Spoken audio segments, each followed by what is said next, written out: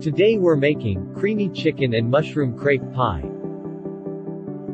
Let's begin quickly. In a pan, add cooking oil, 500 grams of chicken and mix well until it changes color. Add 1 tablespoon ginger garlic paste and sauté for a minute. Add 1/2 tablespoon black pepper powder, 1/2 tablespoon salt, 1 teaspoon dried parsley and 1 tablespoon lemon juice. Mix well and cook on medium heat until light golden for about 2 to 3 minutes, then take out in bowl and set aside. Prepare crepe mixture. In a bowl, add 3 eggs and whisk well. Add 1 cup milk, 1/2 tablespoon salt, 1 tablespoon oil and mix well. Gradually add all-purpose flour and whisk well until smooth. Set aside. Let's grab a pan and prepare the creamy mushroom sauce.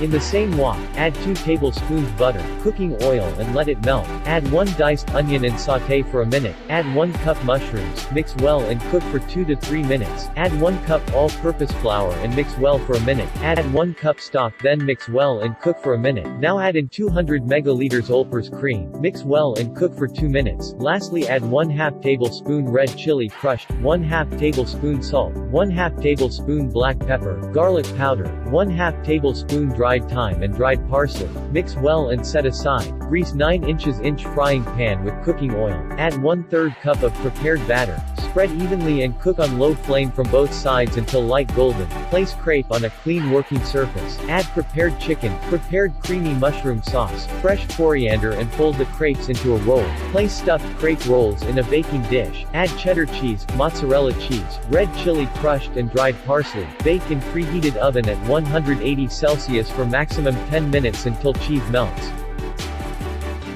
Hope you liked our video. Share and watch this space for more easy and quick recipes. Enjoy.